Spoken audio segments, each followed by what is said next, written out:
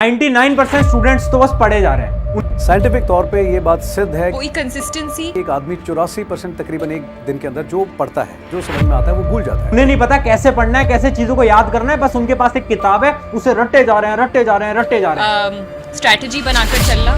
यार देखो, अगर तुम्हें अपना ड्रीम अचीव करना है, अगर तुम्हें अपना गोल अचीव करना है, तो ऐसे पढ़ना बंद करना पड़ेगा। मैं स्टोरीज पढ़ता था कि एक बेसिक सा इंसान, बहुत जीरो लेवल का इंसान एक बहुत टॉप लेवल पे पहुंच गया। तो आप सब डटे रहिए, कट ऑफ पे ध्यान ना देकर के मैक्सिमम नंबर की तरफ देखो। फेलियर से मत भागिए। आप बहुत पढ़ते हैं, आपको आता कुछ नहीं।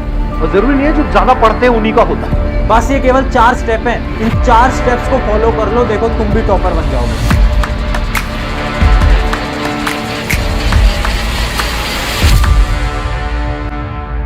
सो हाय एवरीवन, मेरा नाम है Prashant, mentor of thousands of students. देखो, आज इंट्रो वगैरह नहीं देता, डायरेक्ट पॉइंट पे आता हूं। मुझे पता है बहुत सारी प्रॉब्लम आ रही है। तुमने टाइटल देखा होगा, जीरो टू हीरो। अब देखो, तुम चाहे आज के समय पर कहीं पर भी स्टैंड करते हो, चाहे तुम क्लास के सबसे डफर बच्चे हो, या फिर तुम एक एवरेज बच्चे हो, या फिर तुम मेहनत तो करते हो बट तुम्हारा स्कोर नहीं आ पा रहा, चाहे कुछ भी प्रॉब्लम हो, चाहे तुम किसी कॉम्पिटिटिव एग्जाम की तैयारी कर रहे हो, चाहे तुम स्कूल लेवल एग्जाम की तैयारी कर रहे हो, चाहे किसी भी एग्जाम की तुम तैयारी कर रहे हो, ये वीडियो बहुत इंपॉर्टेंट है। क्यों? क्योंकि आज मैं तुम्हें एक ऐसा 4 स्टेप का प्रोसेस बताने वाला हूं। इस प्रोसेस पे तुम चल लो और उसके बाद देखना कैसे तुम यहां से लेकर यहां तक पहुंचोगे। तुम एक जीरो से एक हीरो बनने वाले हो। तुम्हारे स्कोर के अंदर तुम्हें बहुत बड़ा चेंज देखने को मिलने वाला है। तो एक नोटबुक पेन लेकर आ जाओ और इन 4 स्टेप्स को नोट कर लेना। डायरेक्ट पॉइंट पे आ रहा हूं। पहला है स्टेप नंबर 1। अब इस स्टेप को एक स्टोरी से समझाता हूं। मेरे साथ साथ स्टोरी को विजुलाइज करते चलना, समझते चलना। देखो, याद करो वो दिन जब तुम छोटे थे, जब तुम बहुत छोटे थे, 1 साल के थे, जब तुम चलना भी नहीं जानते थे, है ना, जब तुम ऐसे ही घुटनों के ऊपर चलते रहते थे। उस समय पर, ध्यान से सुनना, उस समय पर तुम्हारे लिए चलना, अपने पैरों पे चलना दुनिया का सबसे टफ काम था। हाँ है ना, हाँ है ना। इमेजिन करो, वो छोटा सा बच्चा जो कि अभी 1 साल का भी नहीं हुआ है, क्या वो कभी सोच सकता है कि वो अपने पैरों से चल सकता है? नहीं। वो कोशिश करता है, वो गिरता है, वो कोशिश करता है, वो गिरता है, वो कोशिश करता है, वो गिरता है। बट एक दिन ऐसा आता है जब वो चलने लग जाता है। उसके बाद तुम थोड़े और बड़े हुए, है ना, तुम 5, 6, 7, 8 साल के हुए। उसके बाद क्या हुआ? तुम्हारे घर वालों ने तुम्हें एक साइकिल ला के दी। क्या तुम्हें साइकिल चलानी आई? नहीं। तुम साइकिल चलाई और तुम बहुत बार गिरे। उस समय पर तुम्हें साइकिल चलाना दुनिया का सबसे टफ काम लगता था। हाँ या ना? हाँ भैया, साइकिल चलाना तुम्हारे लिए ऐसे था कि ये तो बहुत टफ है, इसको मैं कैसे सीखूंगा। बट तुम कुछ दिन साइकिल चलाते रहे और तुमने साइकिल चलाना भी सीख लिया। लेकिन आज अगर मैं तुमसे ये पूछूं, क्या तुम्हें चलना आता है, क्या तुम्हें साइकिल चलानी आती है, तो तुम बोलोगे भैया ये कैसा सवाल है, ये तो दुनिया का सबसे आसान काम है ना। चलना दुनिया का सबसे आसान काम है भैया। अगर मेरे पास 2 अपने पैर हैं तो मैं आराम से चल सकता हूँ, है ना। अगर भैया मुझे साइकिल चलानी आती है, मैं आराम से चला सकता हूँ। क्या साइकिल चलाना या फिर चलना कोई डिफिकल्ट काम है? नहीं, बिल्कुल नहीं। ये चीज मैं तुम्हें इसलिए बता रहा हूँ क्योंकि यार, it is all about mindset. ध्यान से सुनना मेरी बात। बचपन में जब तुम छोटे थे तो तुम्हारे लिए चलना बहुत डिफिकल्ट काम था क्योंकि तुम खुद से चल नहीं पाते थे। बट जैसे ही तुमने चलना स्टार्ट करा तो तुम्हारे लिए चलना दुनिया का सबसे आसान काम हुआ। जब तुमने साइकिल चलाना स्टार्ट करा तो साइकिल चलाना तुम्हारे लिए बहुत डिफिकल्ट था, बट जैसे ही तुमने साइकिल चलाना सीखा तुम्हारे लिए वो सबसे आसान काम हो गया। आज भी तुम सेम सिचुएशन के अंदर खड़े हो। आज शायद तुम्हारे पास्ट एक्सपीरियंस की वजह से तुम्हें ऐसा लगता है कि तुम एक डफर बच्चे हो, एक एवरेज बच्चे हो। शायद तुम किसी कॉम्पिटिटिव एग्जाम की तैयारी कर रहे हो, जैसे IIT, JEE, नीट, और तुम्हें ऐसा लगता है कि तुम उसमें अच्छी रैंक नहीं लेके आ पाओगे। क्यों? क्योंकि तुम्हारी क्लास 10 तक, क्लास 9 तक स्कोर अच्छा नहीं आया होगा, मैं मानता हूं। बट ये सब माइंडसेट का खेल है। जिस दिन तुमने वो IIT का सपना या फिर वो NIT का सपना या फिर किसी का भी तुम्हारा जो सपना है, वो 95 का सपना, जिस दिन तुमने अचीव करा, उस दिन तुम हंसोगे देखकर कि यार मैं इससे डरता था, मैं IIT क्रैक करने से डरता था। जिस दिन तुमने क्रैक कर लिया, तुम्हारे लिए सब कुछ आसान हो जाएगा। तो स्टेप नंबर 1 बहुत सिंपल सा है, माइंडसेट। सबसे पहले अपना माइंडसेट एकदम सही कर लो, क्योंकि बहुत ऐसे स्टूडेंट्स हैं जिनको ऐसा लगता है कि भैया मैं तो एवरेज हूं, मैं तो कभी टॉपर नहीं बन सकता। अरे ऐसा नहीं है, तुम टॉपर बन सकते हो। तुम अपनी क्लास में टॉप कर सकते हो, तुम पूरे अपने डिस्ट्रिक्ट के अंदर टॉप कर सकते हो, तुम स्टेट के अंदर टॉप कर सकते हो, अगर तुम में जुनून है। तो सबसे पहले माइंडसेट क्लियर कर लो कि हाँ करना है। अभी मैं 0 पे हूं, मुझे हीरो बनना है, तो सबसे पहले माइंडसेट क्लियर कर लो। और इसी माइंडसेट के साथ एक कमेंट आज कर देना वीडियो के अंदर कि भैया मैं 0 से हीरो बन के दिखाऊंगा या दिखाऊंगी, जो भी है। तो स्टेप नंबर 1 एकदम क्लियर हो गया, हमने इंपॉसिबल टास्क को आसान सिचुएशन में ला दिया है। अब देखना हमारा technique number 2, step number 2। Step number 2 एक स्टोरी से समझाता हूं। ये स्टोरी ना एक टीचर है ओझा सर, उन्होंने अपनी क्लास के दौरान सुनाया था सभी स्टूडेंट्स को। स्टोरी इस प्रकार थी, बहुत ध्यान से सुनना, बहुत फनी स्टोरी है। हुआ क्या ना, एक बार एक लड़का था, उसकी एक गर्लफ्रेंड थी, तो उसकी गर्लफ्रेंड की ना शादी हो जाती है। तो फिर वो अपनी गर्लफ्रेंड के पास जाता है, बोलता है कि यार मुझे ना तुम्हारी निशानी के तौर पे कुछ दे दो। तो गर्लफ्रेंड ने क्या करा कि अपनी जो जूती होती है, जूती उसको दे दी कि भाई रख ले, ये मेरी निशानी के तौर पे। तो उसने क्या करा, उस लड़के ने उस जूती को लिया और उस सुनार के पास ले गया जो सोने का काम करते हैं, और उसको बोला कि इस जूती को पूरे सोने की फ्रेम के अंदर डाल दो, सोने के डब्बे के अंदर डाल दो। तो सुनार ने क्या किया कि उस जूती को अपने घर लेके गया और अपने घर वालों को दिखाया, और उसके सभी घर वालों को यह लगा कि यार ये जो जूती है ना, ये किसी महान पुरुष की है, ये किसी ज्ञानी पुरुष की है।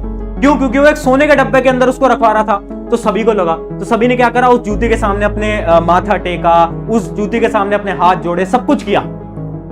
फिर अगले दिन जब वो आया लड़का सुनार के पास अपनी जूती लेने के लिए, तो उस सुनार ने पूछा कि ये बताओ ये जूती किस महान पुरुष की है। तो उसके बाद उस लड़के ने आंसर दिया कि ये तो मेरी गर्लफ्रेंड की जूती है। तो ये जो स्टोरी है ना, इससे हमें क्या सीखने को मिला? इससे हमें ये सीखने को मिला कि किसी भी काम में बिना जाने नहीं घुसना चाहिए। और यही है आपका स्टेप नंबर 2, जो कि है पैटर्न एनालिसिस। 90% स्टूडेंट्स को ये नहीं पता कि वो किस एग्जाम की तैयारी कर रहे हैं, उसमें तैयारी करी कैसे जाती है। एक एग्जांपल लेता हूं, तुम अभी 10वीं बोर्ड की तैयारी कर रहे हो, तुम्हारे 5 या 6 सब्जेक्ट आते हैं। क्या तुम्हें यह पता है कि किस सब्जेक्ट के लिए कौन सी स्ट्रेटेजी फॉलो करनी है? क्या तुम्हें पता है साइंस के लिए कौन सी बुक लेनी है? क्या तुम्हें पता है मैथ के लिए कौन सी बुक पढ़नी है? क्या तुम्हें पता है एसएसटी के लिए कौन सी बुक पढ़नी है? नहीं। 90% लोगों के पास पैटर्न ही नहीं है, उनको यही नहीं पता पढ़ना कैसे है। बस वो जो स्कूल वाले पढ़ाते हैं पढ़ते जाते हैं, पढ़ते जाते हैं, पढ़ते जाते हैं। बट वो जो टॉपर है ना, वो पूरी रिसर्च करता है, वो देखता है कि अच्छा यार प्रीवियस ईयर क्वेश्चन में से इसके क्वेश्चन ज्यादा आए थे, तो ये वाला चैप्टर इंपॉर्टेंट है, इसको मैं ढंग से पढ़ लेता हूं। समझ रहे हो बात को? तो सबसे पहले अपना पॉइंट नंबर 2 याद रखना, जो कि है पैटर्न एनालिसिस। आप जिस भी एग्जाम की तैयारी कर रहे हो, सबसे पहले उसका पैटर्न देखो, सवाल कैसे पूछे जाते हैं, कौन से सब्जेक्ट की कैसी स्ट्रेटेजी आप फॉलो करने वाले हो, कौन सी बुक लेने वाले हो, कौन से टीचर्स को फॉलो करने वाले हो। अब चलते हैं हमारा स्टेप नंबर 3, इन सभी चीजों को नोट करते चलना। स्टेप नंबर 3 आपको मैं स्क्रीन के ऊपर समझाऊंगा, बहुत ध्यान से देखना, बहुत इंपॉर्टेंट स्ट्रेटेजी है। देखो एक स्टूडेंट था, कौन? राहुल। अब राहुल को बोला कि यार गड्ढा खोद, जमीन के अंदर गड्ढा खोद, तुझे पानी मिलेगा। तो राहुल क्या करता है, देखना ये जमीन है और राहुल गड्ढा खोदना स्टार्ट करता है। राहुल खोदता है, खोदता है, खोदता है, यहां तक खोदता है, फिर वो थक जाता है, वो बोलता है यार इस जमीन में तो पानी नहीं है। फिर वो 1 किलोमीटर आगे जाता है और फिर से 1 घंटे तक गड्ढा खोदता है, फिर उसे पानी नहीं मिलता। फिर वो आगे जाता है, फिर गड्ढा खोदता है, फिर वो आगे जाता है, फिर वो गड्ढा खोदता है। ऐसे गड्ढा बहुत जगहों पर खोदता रहता है, उसे कहीं भी पानी नहीं मिलता। और पानी पता है कहां पर था? पानी था यहां पर, इस जगह पर। अगर राहुल, इमेजिन करो राहुल ने 7 अलग अलग गड्ढे खोटे, तो उसे कितना टाइम लगा? 7 आवर्स। कितना टाइम लगा? 7 आवर्स, 7 घंटे उसे लगते। बट अगर राहुल थोड़ा सा दिमाग लगाता और एक ही जगह पे पूरा गड्ढा खोद देता, चाहे 2 घंटे लगते। इमेजिन करो इसी जगह पर वो गड्ढा खोदता रहता, तो एक टाइम पर पानी उसे मिल जाता। यहीं पर ही हमारा स्टेप नंबर 3 आता है। स्टेप नंबर 3 है कि यार आप जिस भी रिसोर्स से पढ़ रहे हो, जिस भी टीचर से पढ़ रहे हो, उन्हीं से पढ़ो। 90% स्टूडेंट क्या करते हैं, जब से यूट्यूब आया ना, तो एक चैप्टर यहां से पढ़ लेंगे, एक यहां से पढ़ लेंगे, यहां से पढ़ लेंगे, यहां से पढ़ लेंगे। 10 किताबें लाकर रख देंगे घर में कि भैया मैं ना ये किताब से भी पढ़ लूंगा, इससे भी पढ़ लूंगा, इससे भी पढ़ लूंगा। अरे क्या कर रहा है यार? अगर हर जगह गड्ढे खोदेगा तो कहीं से भी रिजल्ट नहीं निकलेगा, कहीं से भी सिलेक्शन नहीं निकलेगा। तो अगर तुझे जीतना है ना, तो पहले तो राहुल की तरह मत बन। तुझे क्या करना है? तुझे एक ही जगह पर पढ़ते रहना है, एक ही किताब से पढ़ते रहना है, एक ही टीचर को फॉलो करना है। तो स्टेप नंबर 3 समझ गए। अब स्टेप नंबर 4 और फाइनल पॉइंट।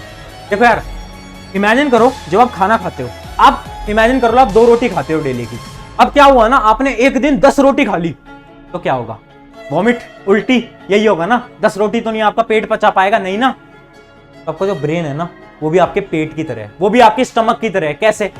अब इमेजिन करता हूं मैं एक स्टूडेंट है जो कि पूरे साल भर केवल 1 घंटे पढ़ा है, 1 घंटे भी नहीं पढ़ा। अब अचानक से एग्जाम आ गए, तो स्टूडेंट का दिमाग चला और उसने बोला अब तो मुझे 10-10 घंटे पढ़ना पड़ेगा। तो क्या आपका दिमाग 10 घंटे पढ़ने को तैयार है? नहीं। जब आप पूरे समय पर, पूरे साल भर 1-1 रोटी खाते आ रहे थे, तो आखिरी के 1 महीने तुम 10-10 रोटी कैसे खा लोगे? ये तो बात ही प्रैक्टिकली नहीं है ना। और यहीं पर ही हमारा स्टेप नंबर 4 आता है, जो कि है सेल्फ चेक। मतलब देखो हमें क्या करना है ना, हमें खुद पे चेक करते रहना है कि आज अगर मैं 1 घंटा पढ़ रहा हूं, तो कल मैं थोड़ा सा और पढ़ूं, फिर मैं थोड़ा सा और पढ़ूं, फिर मैं थोड़ा सा और पढ़ूं। जरूरत नहीं है जरूरत नहीं है कि तुम 10-10 घंटे पढ़ो। 90% स्टूडेंट पता क्या करते हैं, 90% स्टूडेंट्स की कहानी बताता हूं मैं। एक दिन 10 घंटे पढ़ लेंगे, ठीक है, फिर अगले दिन 1 घंटे पढ़ेंगे, फिर एक दिन 7 घंटे पढ़ लेंगे, फिर एक दिन 1 भी घंटे नहीं पढ़ेंगे, फिर एक दिन 10 घंटे पढ़ लेंगे। अगर तुम ऐसे पढ़ते हो ना तो सिलेक्शन तो भूल जाओ, नंबर भी भूल जाओ, क्योंकि यार आपका वो दिमाग है, दिमाग आपके पेट की तरह होता है। अगर आप एक दिन 10 रोटी खिला रहे हो, एक दिन 15 रोटी खिला रहे हो, एक दिन 1 भी रोटी नहीं खिला रही, कैसे जिंदा रहोगे? खुद सोचो। क्या एक भी दिन बिना रोटी के रह सकते हो? नहीं रह सकते। बिना खाना खाए रह सकते हो? नहीं रह सकते। सिंपल सी बात है ना यार, आपका ब्रेन है। हमें क्या करना है, इमेजिन करो छोटा सा टारगेट लेके चलो ना, 2 घंटे 2 घंटे। अब मुझे अपना वेट इंक्रीज करना है, तो मैं क्या करूंगा, मैं डेली 2 रोटी खाता था, तो मैं एक दिन 3 रोटी खा लूंगा, फिर मैं 2.5 रोटी खा लूंगा, फिर मैं 3 रोटी खा लूंगा। ऐसे ही आपको पढ़ाई नहीं करना है। 2 घंटे पढ़ लो, कभी 2.5 घंटे पढ़ लो, कभी 3 घंटे पढ़ लो, कभी 2.5 घंटे पढ़ लो, कभी 2 घंटे पढ़ लो। ऐसे अगर आप ऐसे पढ़ते हो तो आपका दिमाग भी चलेगा, मेमोरी भी तेज रहेगी और आप टॉपर बन जाओगे। तो इसलिए हमारा स्टेप नंबर 4 है सेल्फ चेक। अपने आप को चेक करते रहना। अचानक से ज्यादा पढ़ने की जरूरत नहीं है, खुद को चेक करते रहो ना। डेली रात को चेक कर लो कि यार मैंने आज कितने घंटे पढ़ा, क्या मैं कल से थोड़ा ज्यादा पढ़ पाया या नहीं पढ़ पाया। ज्यादा पढ़ने को मैं नहीं बोल रहा हूं, मैं बस इतना बोल रहा हूं डेली पढ़ो, बट कंसिस्टेंटली पढ़ो। तो हमें याद रखना है इन चारों स्टेप को, होपफुली आपने नोट कर लिए होंगे। अब एक 1-to-1 लास्ट स्ट्रेटेजी बता रहा हूं, और ये आपकी और मेरी बीच की स्ट्रेटेजी होती है। देखो यार, मैं नहीं जानता इस वीडियो को कौन देख रहा है कौन नहीं देख रहा, मैं नहीं जानता आपकी उम्र क्या है, आपकी क्लास कौन सी है, आप किस कॉम्पिटिटिव एग्जाम की तैयारी कर रहे हो। शायद आप यूपीएससी की तैयारी कर रहे हो, शायद आप क्लास 10th की तैयारी कर रहे हो, मुझे नहीं पता। बट बस मैं ना एक लास्ट लाइन कहूंगा अपने एक्सपीरियंस से, ये जिंदगी ना युद्ध की तरह होती है। युद्ध, वॉर में क्या होता है ना, कुछ सिपाही जो लड़ने जाते हैं ना, वो खुश होके जाते हैं।